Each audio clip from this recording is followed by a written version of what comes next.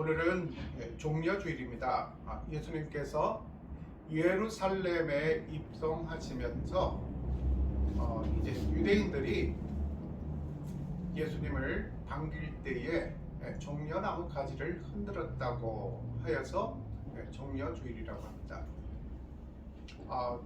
이제 그 유대인들이 예수님이 입성하실 때, 예루살렘으로 입성하실 때에 예수님의 모습은 굉장히 초라하고 검소하였습니다. 예수님은 어떻게 보면 그 인간적으로 봤을 때는 굉장히 그 슈퍼스타를 능가하는 그러한 인지도를 갖고 있었고, 그리고 그러한 또 여러 가지로 영향력을 갖고 있는 그런 인물이었습니다. 그래서 그 예수님을 영접하는 그 예루살렘 사람들이, 백성들이 뭐라고 예수님을 향하여 외쳤습니까? 호산나 다윗의 자손이여, 호산나 다윗의 자손이여 라고 그렇게 외쳤지 않습니까? 그러니까 그것은 무엇이냐면은 그 다윗의 자손이라고 그렇게 외쳤던 것은 그냥 그 혈통적인 그런 문제를 초월해서 그 주님께서 메시아를, 하나님께서 메시아를 그 다윗의 혈통을 통해서 보내주실 것이라는 것을 약속하셨다는 것입니다. 그래서 그것을 알고서 호산나 다윗의 자손이여 라고 그렇게 외쳤던 것입니다. 다윗의 자손이라는 것은 아까 말씀드렸듯이 메시아로 예수님을 그렇게 지칭하고 호칭하고 예수님을 맞이하였다는 것입니다. 자, 그런데 그러한 것들이 이제 예루살렘 그 시내에, 그러니까 예루살렘은 무엇입니까? 그 당시 유대의 수도이고, 그리고 그 정치적인 그 중심지였지 않습니까? 자, 그래서 거기는 이제 헤롯 대왕이 살고 있었고, 그 예루살렘 공회가, 그 시나고그당이 거기에 있었고, 그리고 이제 그 총독부도 예루살렘에 있었습니다. 자, 그래서 예수님께서 이제 메시아라는 그러한 인정을 받으면서 그 백성 속으로, 그리고 예루살렘 성으로 들어간다는 것은 이제 그 기득권을 갖고 있는 바리새인이라든가, 그리고 장로들이라든가 서기관들, 사두개인들의 눈에는 어떻게 보면 너무나 못마땅하고, 그리고 어떻게 보면 자기들 그 기득권을 위협하는 그러한 존재가 나타나는 것이었습니다. 그래서 예수를 어떻게 하면 이제 혐의를 갖다가 씌워서 사형을 시킬까, 그렇게 골몰하기 시작하는 그런 과정이었다는 것입니다. 자, 그래서 오늘 이 본문 말씀은 먼저 그 빌라도의 그 법정에서 일어나는 그러한 사건들입니다. 자, 그래서 13절에 보면 빌라도가 대제사장들과 관리들과 백성들을 불러 모으고, 그러니까 이제 빌라도는 어디 출신입니까? 그 로마 제국의 이 파견 나온 총독이지 않습니까? 그런데 어쨌든 그 모든 그런 정치적으로 그러한 그 이 결정권, 그 실세는 빌라도한테 달려 있었던 것입니다. 그러니까 헤롯이 유대인의 그 당시에 이제 그 왕 역할을 하고 있었지만, 헤롯은 어떻게 보면 이제 꼭두각시 같은 그러한 사람입니다. 그리고 또 이두메 출신이에요. 그래서 이제 그 정통 유대인들이 아니라 에서의 후손인 그렇게 그 이두메 출신의 분봉왕이라는 것입니다. 자, 그래서 그런 정치적인 그런 문제들이 많이 이렇게 얽히고 설켜 있는 그런 상황입니다. 그리고 또 이 종교적으로 가장 영향력을 끼치는 사람들은 누굽니까? 대제사장과 그리고 서기관들, 그리고 이 바리새파들, 이런 사람들, 장로들 아닙니까? 자, 그래서 어떻게 보면 그 첨예하게 그러한 자기네 어떤 이권을 가지고서 이렇게 대립하면서 서로 이렇게 공존하는 그러한 상황이었다는 것입니다. 자, 그런데 공동의 적이 누구냐면 바로 예수 그리스도였다는 것입니다. 왜? 지금까지 자기네가 영향력을 행사하면서 그렇게 유대인들에게 군림하면서 기득권자로 그렇게 이제 당당하게 그렇게 명성을 떨치면서 그렇게 이제 어떠한 그 파벌을 조성하고 이렇게 살고 있었는데, 그런데 어느 날 갑자기 그 혜성처럼 나타난 그 슈퍼스타 그 예수 그리스도가 보니까 많은 사람들에게 영향력을 끼치고 그를 추종하는 무리들이 갈수록 기하급수적으로 늘어나니까 이 사람들이 위기감을 느꼈다는 것입니다. 자, 그래서 지금 빌라도가 대제사장들과 관리들과 백성들을 모으고 이르되 너희가 이 사람이 백성을 미혹하는 자라 하여 내게 끌고 왔도다. 보라, 내가 너희 앞에서 신문하였으되 너희가 고발하는 일에 대하여 이 사람에게서 죄를 찾지 못하였고, 그러니까 어떻게든 이제 바리새인들이라든가 서기관들이라든가 대제사장 이런 그 기득권층들은 어떠한 혐의를 갖다가 맞춰서라도 예수님이 어떤 죄도 없는데도 불구하고 그 죄를 만들어내서라도 지금 이 그리스도를 십자가에서 처형시킬 그러한 목적으로 혈안이 되어 있었다는 것입니다. 자, 그래서 지금 그 빌라도가 어떠한 태도를 취하고 있습니까? 그럼 자기가 어떤 그 법적인 그 절차를 통해서 그런 그 법적인 절차를 통해서 선고를 하려면 뭔가 이런 정확한 근거가 있어야 되는데 어떤 정확한 근거가 없다는 것입니다. 어떤 혐의도 찾지를 못했다는 겁니다. 그래서 유대인들이 달려와서 지금 그 예수를 고발했는데 그러면 정확한 죄목이 무엇인지 조사를 했는데 어떠한 그러한 이 사람을 처형할 혐의도 찾지 못했다는 것입니다. 그래서 너희가 고발하는 일에 대하여 이 사람에게서 죄를 찾지 못하였고, 예수님께서는 아무런 죄도 없으신 분이십니다. 그럼에도 불구하고 십자가에서 달려 돌아가셨다는 것입니다. 십자가는 여러분들이 잘 아시다시피 그때 그 극형에 처하는 사형수들, 그들을 처형하는 그런 수단이 십자가에 매달아 놓는 것이었습니다. 자, 그래서 그런데 그 십자가에 처형할 만한 어떠한 죄를 찾지도 못하였다고 했습니다. 헤롯이 또한 그렇게 하여 그를 우리에게 도로 보내었도다. 보라, 그가 행한 일에는 죽일 일이 없느니라. 그래서 처음에는 어떤 혐의도 찾지 못하였다. 그러니까 다시 그 헤롯이 정치적인 그 나라의 왕이지 않습니까? 그러니까 왕한테 다시 돌려보냈어요, 헤롯한테. 그런데 다시 헤롯이 지금 빌라도에게 다시 보냈다는 것입니다. 자, 그러니까 결국은 무엇이냐? 그러한 그 판결권에 대해서 더군다나 그 사형수들이라든가 그러한 극형에 처하는 그러한 재판권, 그 선고권은 결국은 지금 총독인 빌라도가 갖고 있었다는 것입니다. 그런 권한을.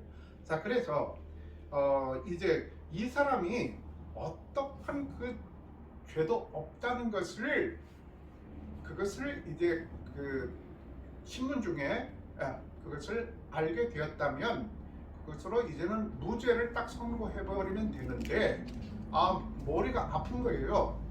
그런데 지금 이 빌라도가 실권자이고 지금 로마 그 황제가 이 임명을 해서 지금 여기에 그 유대와 팔레스타인 지역의 총독으로 와 있지만 이 사람은 말 그대로 파견 나온 총독이에요. 그래서 그 자꾸 그렇게 밀란이 일어나고 그리고 시끄럽고 그러면 그 이 주로 그 팔레스타인 지역을 이 다스렸던 그 총독들이 이제 나중에 그 황제가 됐습니다.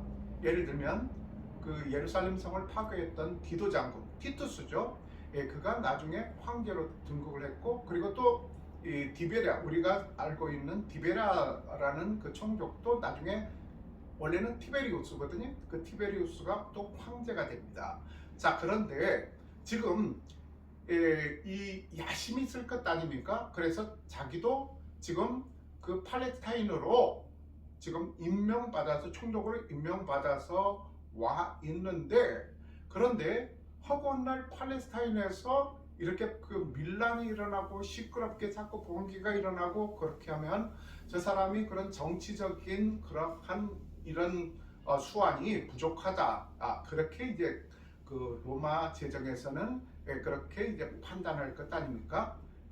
그래서 어떻게든 이제 막 시끄러운 일이 일어나지 않은 것을 원했다는 것입니다. 그리고 아까 말씀드렸듯이 왜 그 팔레스타인 총독으로 이 총독 출신들이 이제 나중에는 이 황제로 등극을 했느냐 하면은 그 팔레스타인이 그 당시에 가장 시끄러운 곳이었습니다. 정치적으로. 그리고 다혈질이고 사람들이, 그리고 벌핏하면 데모하고 봉기를 일으키고, 그래서 이 각 총독들이 제일 파견 나가기 싫어하는 곳이 껄끄러운 데가 바로 그 팔레스타인 유대 지역이었던 것입니다. 그래서 어떻게 이제 그쪽으로 와 있는데, 자기가 이제 그 치세하는 동안에는 빌라도 입장에서 자기가 치세를 하고 있는 동안에는 그냥 조용히 평화롭게 이제 넘어가는 게 자기 그 정치적인 입지에서도 유리하다고 그렇게 판단을 했던 것입니다. 그래서 지금 헤롯이 15절 보면 헤롯이 또한 그렇게 하여 그를 우리에게 도로 보내었도다. 보라, 그가 행한 일에는 죽일 일이 없느니라. 그런데 그 로마에서 그 로마가 법이 굉장히 발달해 있는 그런 나라였습니다. 왜냐하면 그 큰 광대한 제국을 다스리려면 법이 발달해야 될 수밖에 없죠. 그래서 세계 3대 법전이 바로 그 유스티니아누스 법전이라고, 그 로마 법전이라고도 하거든요. 그래서 인류 역사상 그 세계 3대 법전을 꼽으라면 함무라비 법전과 그 다음에 나폴레옹 법전, 유스티니아누스 법전이라고 합니다. 그래서 그 유스티니아누스 법전이 바로 로마 법전인데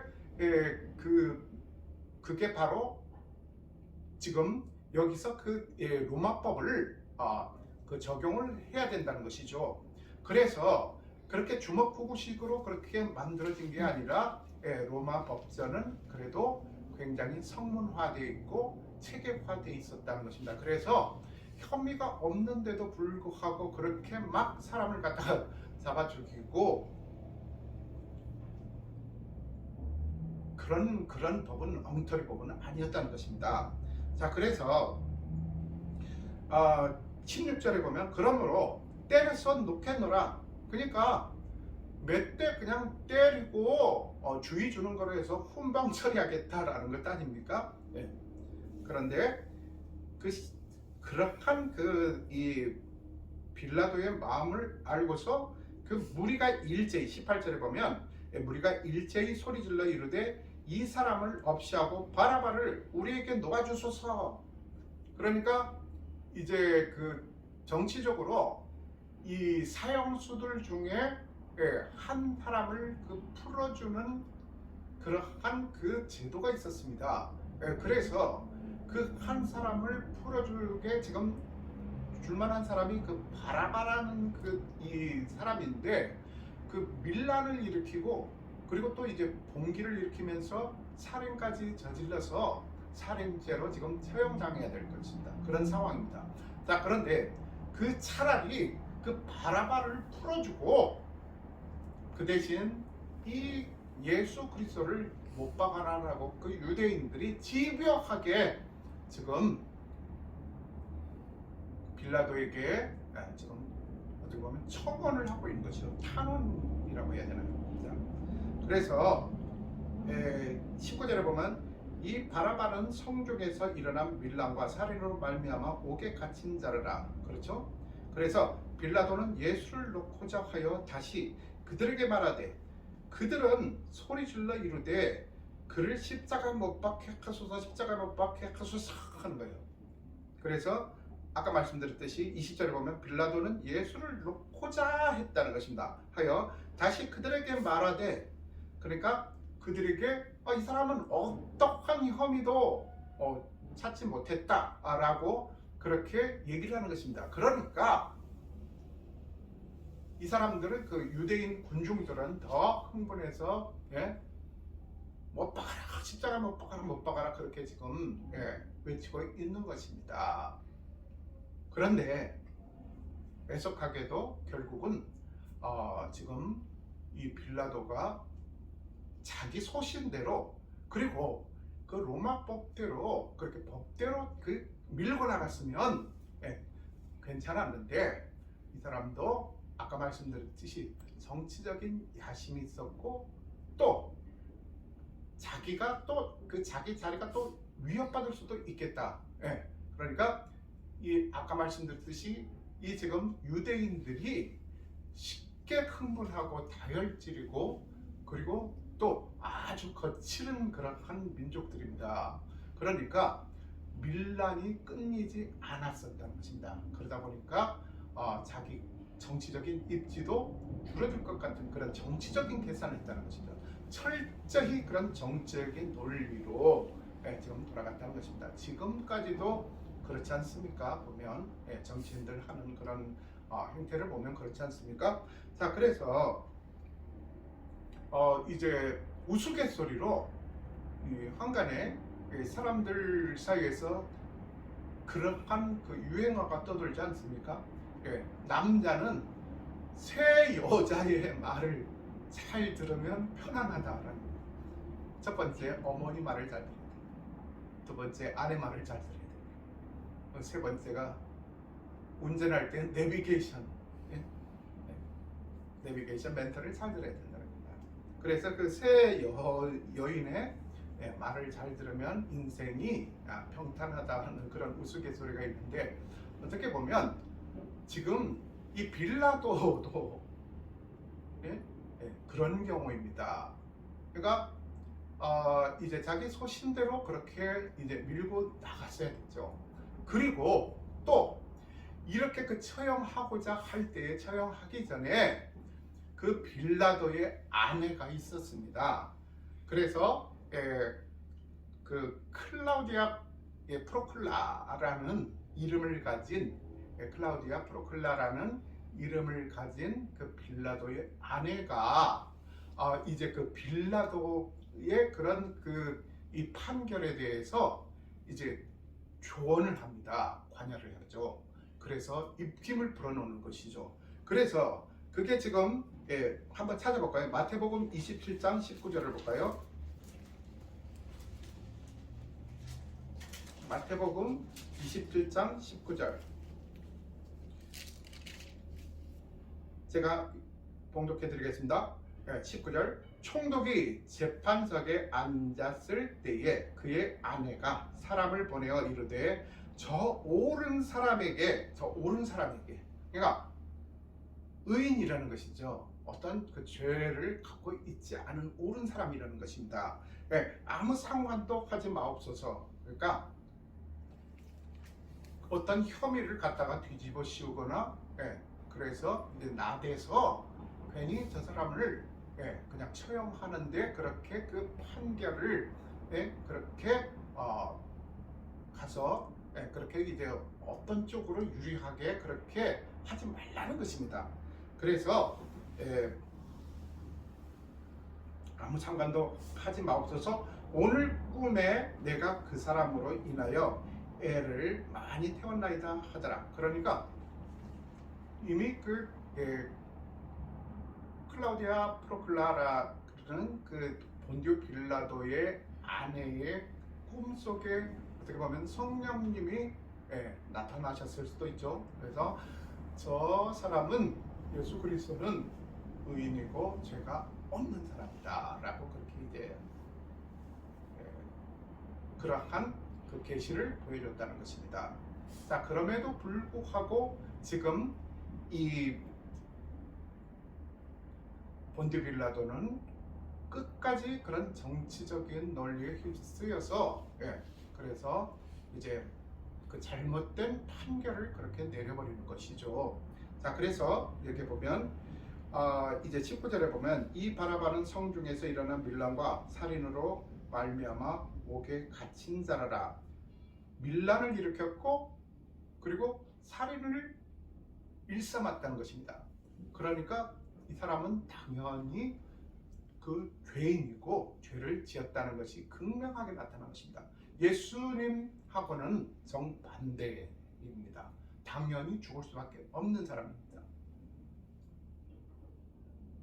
그래서 20절에 빌라도는 예수를 놓고자 하여 다시 그들에게 말하되 그들은 소리질러 이르되 그를 십자가에 못 박게 하소서 십자가에 못 박게 하소서 하는지라. 22절 빌라도가 세 번째 말하되 이 사람이 무슨 악한 일을 하였느냐 나는 그에게서 죽일 죄를 찾지 못하였나니 때려서 놓으리라 하니. 그러니까 계속 그렇게 주장하는 것 아닙니까? 이 사람이 도대체 무슨 근거로 이 사람에게 그 십자가형을 내려야 되겠냐? 아무런 그러한 법적 근거를 찾지 못했다. 그러니까 내가 그 훈방할 겸 이 사람을 경고 차원으로 몇 대 때리고 그냥 풀어주겠다라고 그렇게 하는 것 아닙니까? 그러니까 그들이 그냥 큰 소리로 재촉하여 십자가에 못 박기를 구하니 그들이 소리가 이긴지라 했습니다. 자, 과연 이게 이긴 게 맞을까요? 우리는 사람들이 그런 그 질문을 합니다. 믿지 않는 사람들이. 아니 예수님이 그러면 하나님이시라면 신이시라면서요. 그러면 그때 그 상황에서 그런 능력을 갖고 있었기 때문에 그 사람들을 그냥 다 멸해버릴 수도 있고, 그리고 십자가상에서 그렇게 고통스러워서 그렇게 달려 돌아가시는 그런 왜 그렇게 무기력한 모습을 신이시라면서 신이 어떻게 그런 무기력한 사람들한테 당하는 사람들에게 승리하지 못하고 지는 그러한 그 무기력한 그 존재여야 했느냐라는 그러한 반문을 하게 됩니다. 자, 그런데 여기서 말하는 이기는 것은 무엇이냐면은 그냥 여기서 그 세상적으로 그런 정치적인 그런 이권 싸움에서 이기는 것이지 정말로 영적으로 이기는 것, 승리하는 것은 바로 그 진정한 승리자는 예수 그리스도라는 것입니다. 예수 그리스도께서 정말 말 그대로 십자가상에서 그 자기를 조롱하고 자기에게 침뱉고 그리고 또 자기를 저주하는 사람들을 이렇게 봤을 때에 정말로 거기서 저 같았으면 그냥 너희들 그래 알았어 해서 내려와서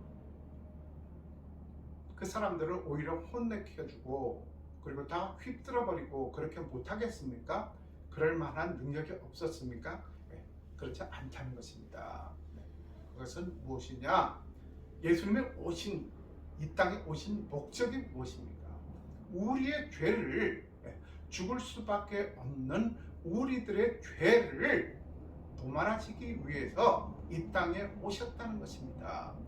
우리 죄를 사여 주시기 위해서, 그리고 그 악의 구렁텅이 음부의 세력에서 시달리고 있는 우리의 올무를 끊어버리시고 우리들의 그 영혼을 자유케 하기 위해서 이 땅에 오시고 우리를 구원하시기 위해서 오신 그 목적이라는 것입니다.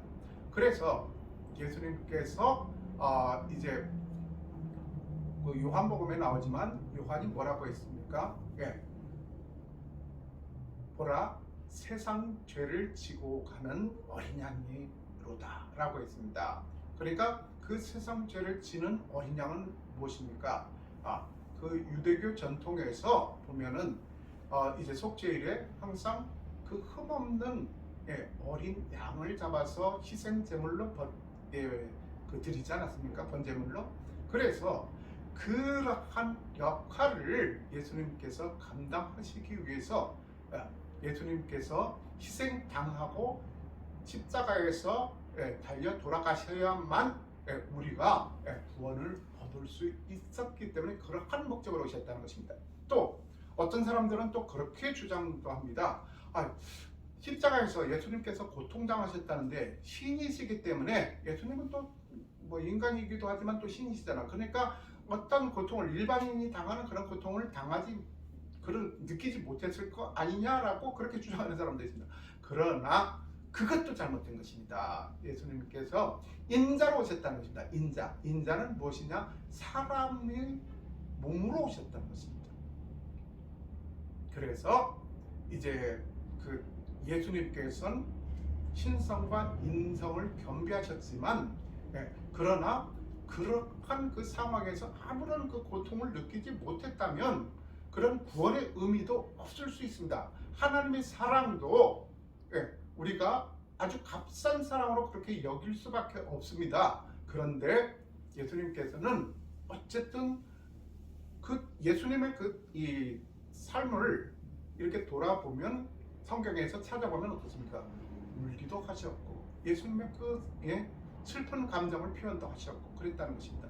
신이라면 슬플 일이 어디 있겠습니까? 신이 왜 웁니까? 신이 우는 그런 나약한 모습을 보이겠습니까? 그런데 우리 인간들을 위해서 우리 인간들의 그 죄악상을 볼 때에 너무나 가슴이 아픈 것입니다. 그럴 때 예수님께서 인자로서 눈물을 흘려줬다는 것입니다. 그리고 여기 십자가상에서 고통당하시는 모습도 똑같이 우리가 고통당하는 그런 모습입니다. 시골에 가서 마당을 막 이렇게 정리를 하는데 가장 껄끄럽고 가장 힘든 게 뭐냐면은 다른 풀은 다 그냥 낫이나 이런 것을 베면은 이걸로 다 이제 해결이 돼요. 그리고 그게 그렇게 어렵다고 느끼잖아요. 가장 힘들 때가 어떤 때냐면은 그 가시나무가 있어요. 가시나무가 무성하게 그 구석구석마다 있어요. 자, 그런데 그 가시나무가 굉장히 그 줄기도 가늘면서 길고 그러더라고. 그래서 이거를 어디서부터 이걸 쳐내야 될지 모르고. 그래 밑으로 이제 밑에 그 뿌리부터, 기둥부터 이렇게 그 본체부터, 뿌리는 이렇게 이제 그 가시 때문에 찔릴까봐 이렇게 못 하더라도 이렇게 숙여서 이렇게 그 기둥부터 이렇게 밑둥부터 이렇게 잘라내는 거야. 그렇게 하려면 이게 워낙 길고 막 이렇게 무성하게 붙어서 이렇게 갖다가 이렇게 가끔씩 찔러요. 이렇게. 그 조금 찌르는 것도 굉장히 아파가지고 막 화가 나고 짜증이 나고 불쾌하고. 그런데 예수님께서 십자가상에서 그러한 손에 녹슨 못을 박히고 발에 대못을 박히고 그리고 또 옆구리에 또 창까지 찔리셔서 물과 피를 다 쏟아내면서까지 그런 고통을 당하셨다는 것입니다. 그건 바로 나의 잘못입니다. 그러니까 지금 여기서 지금 이제 우리가 사도신경을 외울 때에, 그러니까 아까 그 본디오 빌라도가 지금 그 아내의 말을 듣지 않음으로 인해서 결국은 결과가 어떻게 됐습니까? 우리가 주일마다 고백하는 그 사도신경에 항상 본디오 빌라도에게 고난을 받으사라고 했습니다. 그런데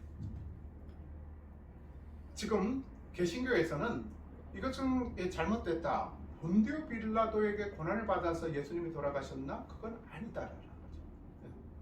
네. 맞을 수 있죠. 네. 예수님께서 본디오 빌라도에게 고난을 받아서 돌아간 게 아닙니다. 그러니까 그 세상의 그러한 그 세상적인 그 권세가 그 하나님의 권세를 꺾어서 그러니까 하나님을 고통스럽게 했다. 그것은 아니라는 것입니다. 그건 맞죠.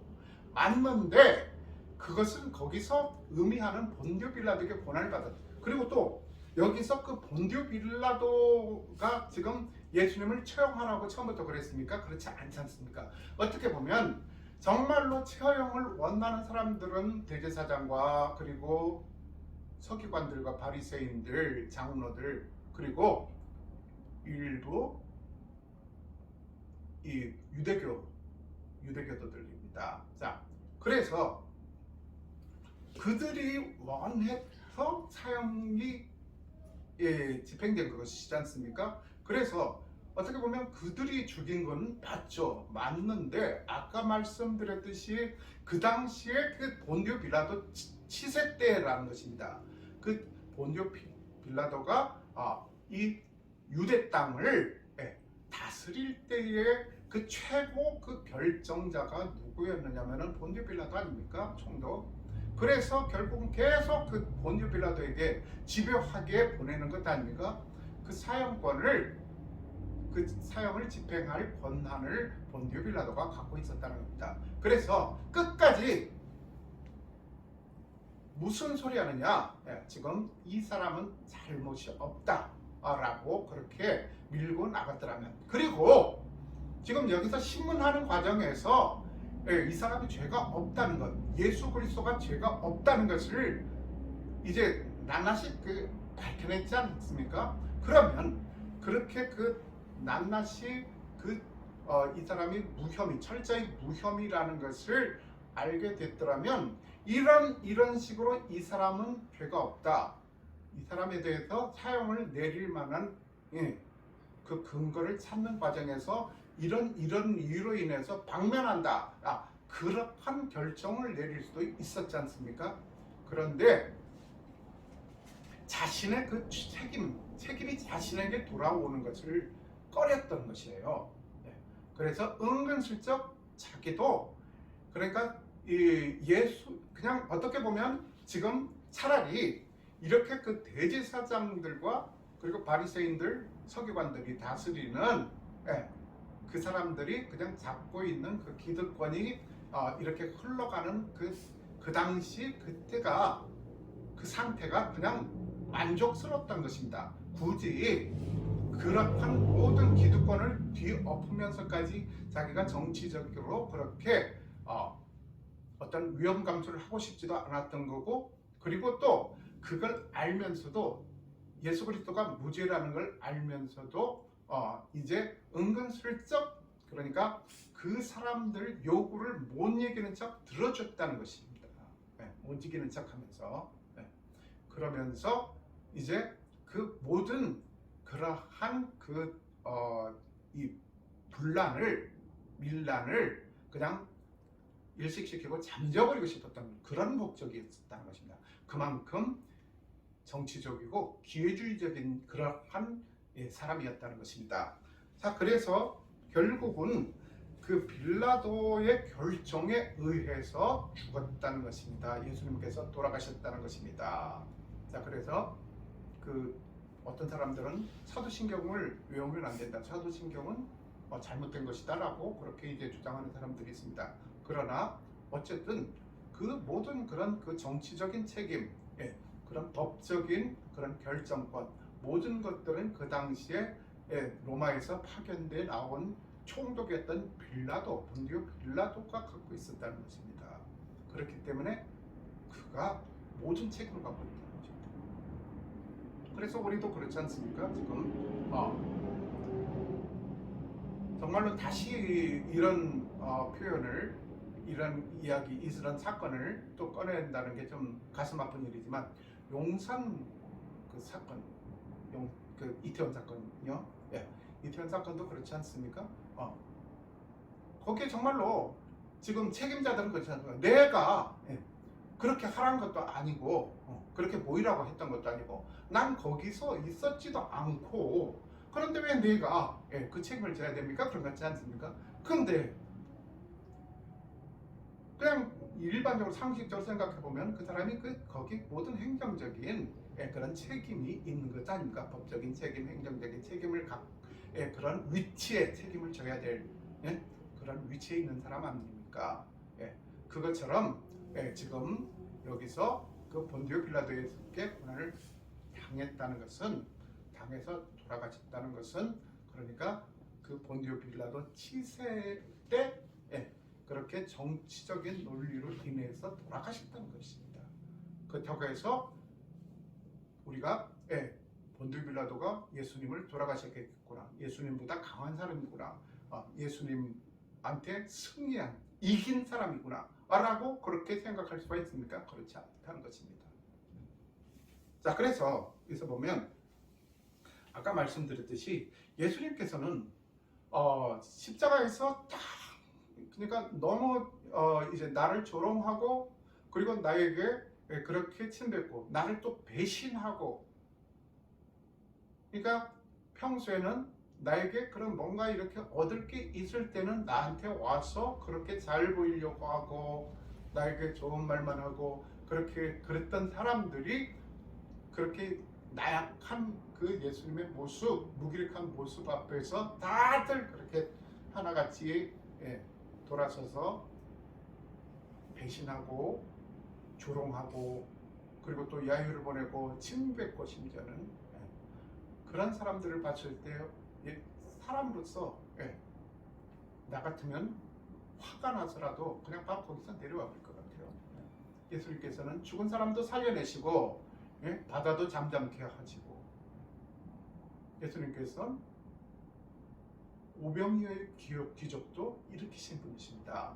자, 그래서 이제 예수님께서 40일 그 광야에서 금식하시면서 예수님께서 그 마귀를 통해서 그렇게 시험을 당할 때에 그럴 때에 어떠한 그런 시험이 있었습니까?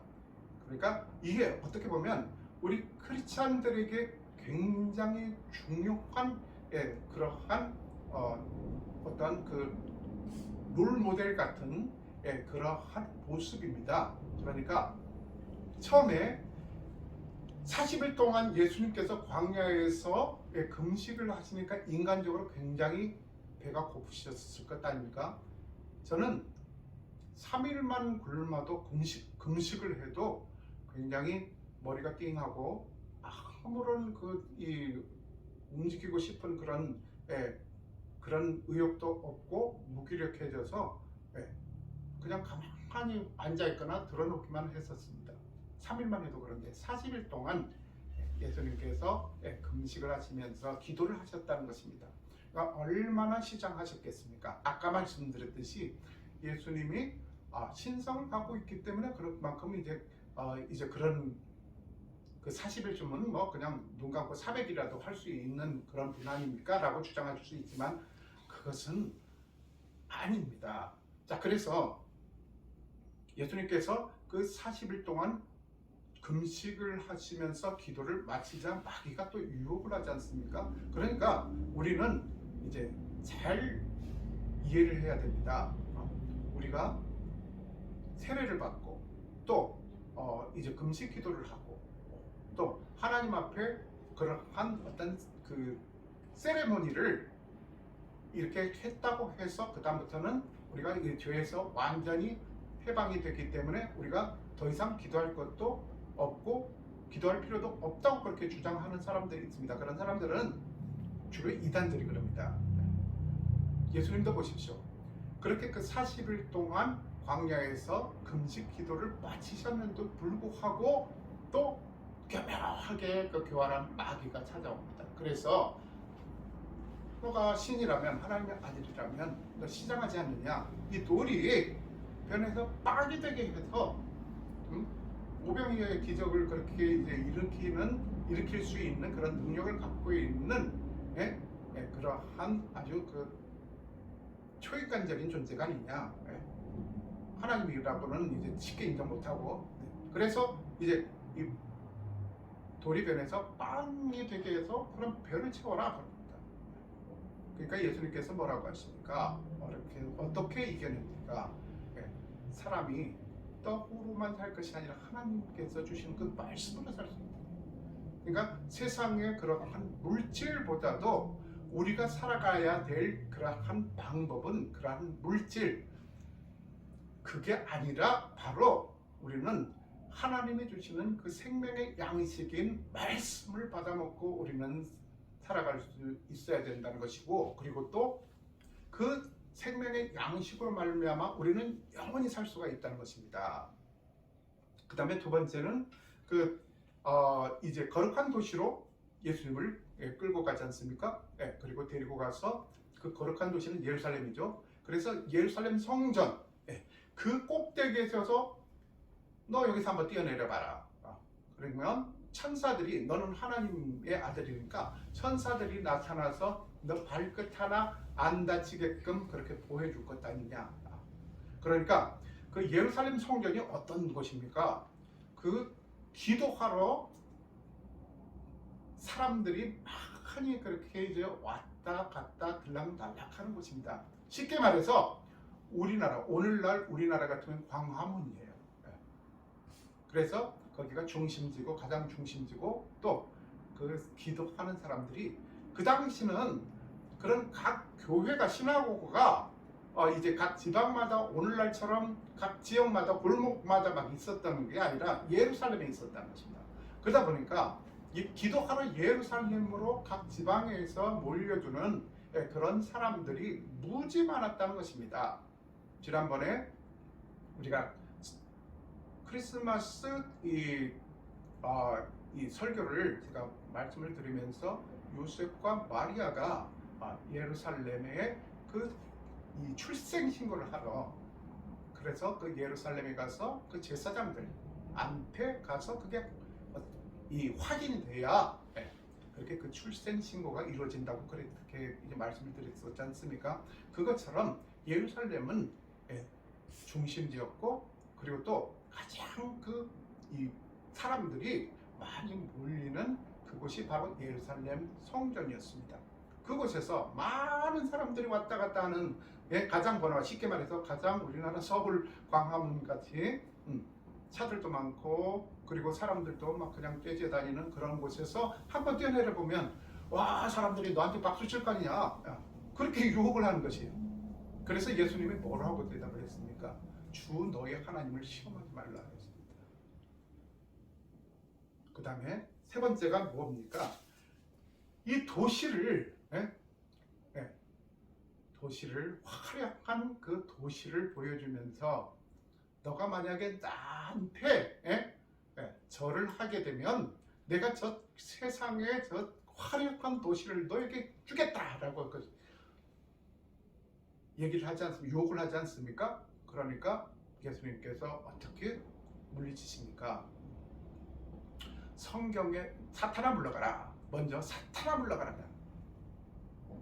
그래서 성경에 이르시되 주 하나님 외에 다른 신을 섬기지 말라고 하였다. 다른 신께 절하지도 말라고 하였다라는 그런 의미라는 것입니다.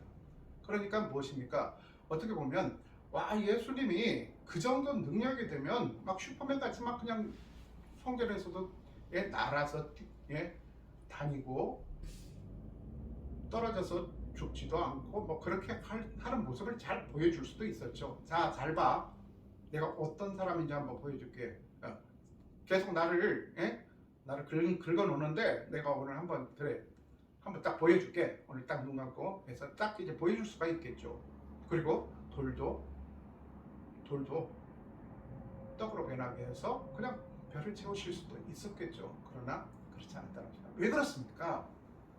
지금 십자가상에서도 그렇고, 지금 여기서 왜 지금 마태복음 4장 1절부터 11절까지 내용인데 그 내용에 나와 있는 마귀의 유혹, 그게 그러면 예수님이 충분히 그 정도 물리를 걸어가시고 물리도 막 걸어가시고 그리고 바다도 잠잠케 하시고 죽은 나사로도 살려내시고 그러는 아주 오병이어를 기적을 만드시고 그러는 분인데 왜 그렇게 안 하셨을까? 그 딱 보여줘서 입증해서 그냥 딱 이제 그걸로 이제 더 이상 말이 안 나오게 봉해버리지. 그러나 그것은 왜 그러냐면 우리가 예를 들면 그렇게 한다면 그것은 예수님의 그런 신적인 모습만 부각되고 우리가 진정으로 이제 제가 제일 가장 좋아하는 건데 우리가 예수님을 따라가는 삶, 예수님이 그러한 그 보여주신 그 삶을 통해서 우리가 예수님의 그런 진정한 제자 되는 삶을 살려고 하면 그렇게 요술을 부리든 막 그렇게 이제 가서 막 사람들 앞에서 내가 요술을 좀 터득했거든 해가지고 믿는 사람은 이렇게 달라 하면서 막 요술 부리고 그렇게 했을 것 아닙니까? 그렇기 때문에 예수님께서는 그러한 어떠한 그 신비주의적인 그런 모습을 보이거나 아니면 어떤 그 초월적인 모습을 거기에 톡받을 맞은 것이 아니라 예수님께서 어떻게 우리가 지혜롭게 마귀를 물리쳐야 하는지 그 모습과 그리고 또 예수님께서 우리가 어떻게 예수님을 따라서 그 제자되는 삶을 우리가 이제 본받아야 되는지 그것을 이제 가르쳐 주시기 위해서 그러한 모습을 보여주셨다는 것입니다. 그러니까 쉽게 말해서 그 예수님의 모습은 우리가 그 따라가야 할 모습이라는 것입니다. 그래서 우리가 뭐 차력사 같이 막 갔다가 뭘로 그냥 갖다 찔러도 안 들어가고 몸 안 들어가고 관통하고 그리고 또 어떤 그 바나나 하나만 가지고서 막 그냥 주렁주렁 그냥 막 바나나 속이 그냥 막 뻥 튀기듯이 그렇게 만들어가는 그런 두수를 그러한 모습을 그런 능력을 우리에게 주시기 위한 것 그런 것을 우리들에게 본받기를 원하시는 게 아니라 예수님께서는 정말로 예수님이 걸어가신 그 길을 우리가 본받아 따라가게 한다는 것입니다. 그게 제자된 삶을 산다는 것입니다.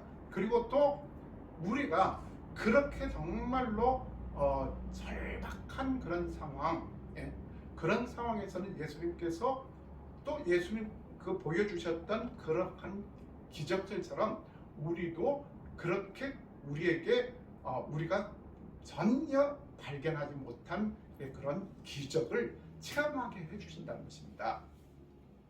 자, 그래서 오늘 보면은 아까 말씀드렸듯이 지금 그 헤롯이 집요하게 지금 그 헤롯은 또 무엇입니까?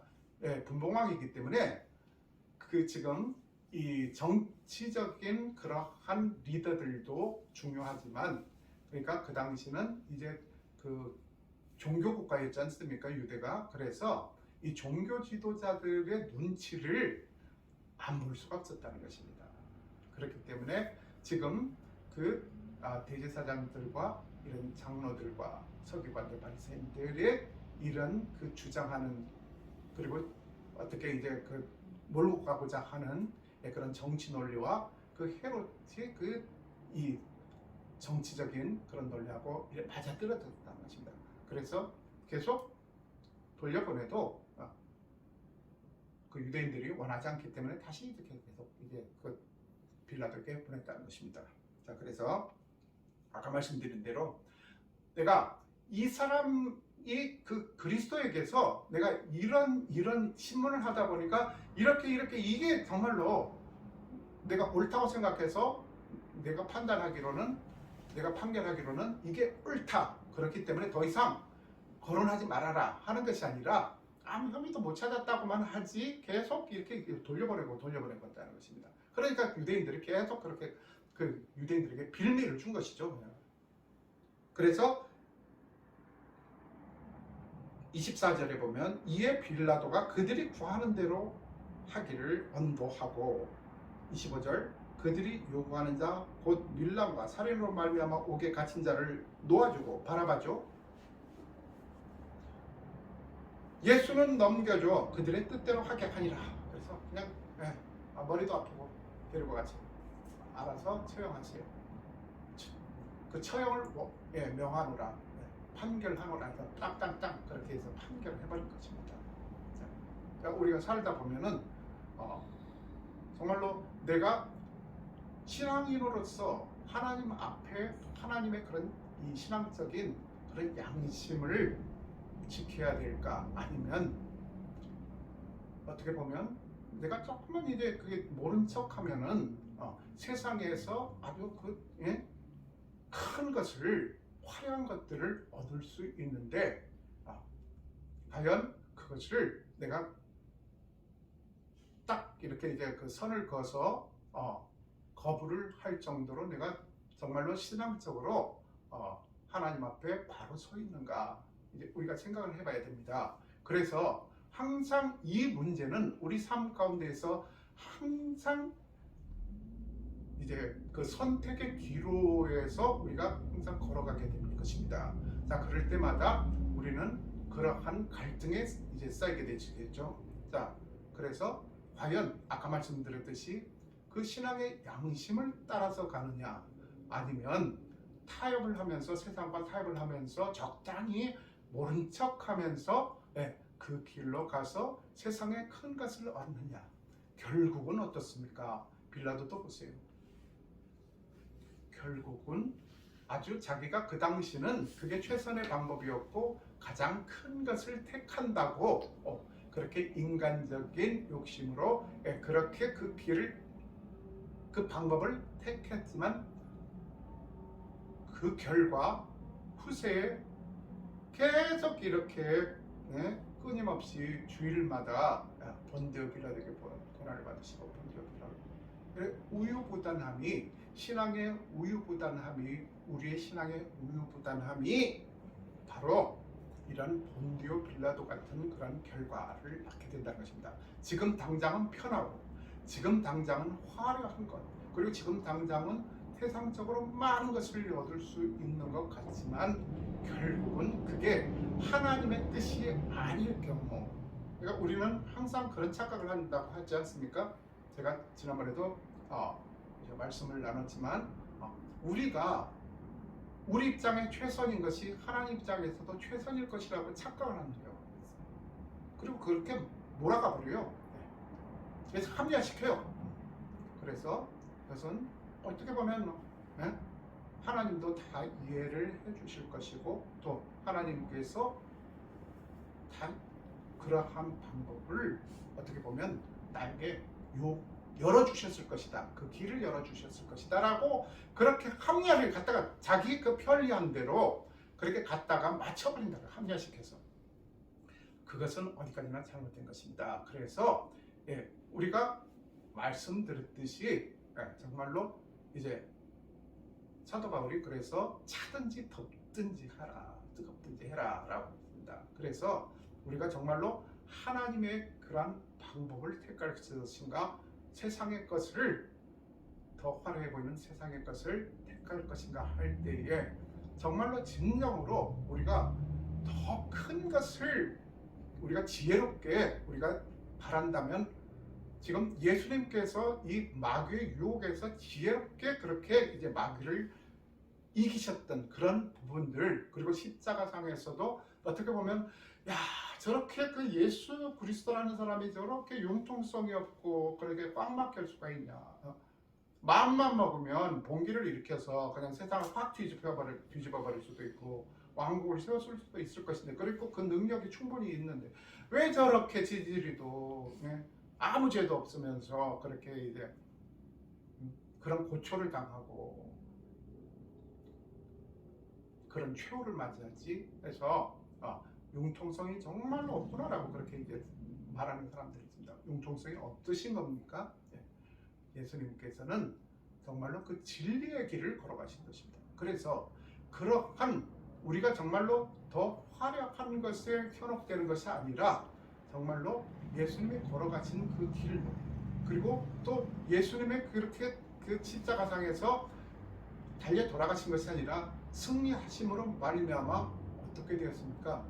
우리 온 인류가 주님께 그러한 커다란 구원이라는 선물을 받는 그런 놀라운 역사가 일어나지 않습니까? 그래서 우리는 항상 정말로 어떤 그 기로에, 갈등의 기로에 서 있을 때 어느 것이 정말로 주님의 길인가, 그리고 주님이시라면, 예수 그리스도셨으면 어떻게 하셨을까? 그것을 우리가 잘 생각해보고 지혜롭게 그 길을 걸어가고, 또 하나님의 뜻과 일치하면서, 그리고 또 하나님께 잘했다고 칭찬받는 저와 여러분들의 삶이 되시기를 그리스도의 이름으로 축복합니다.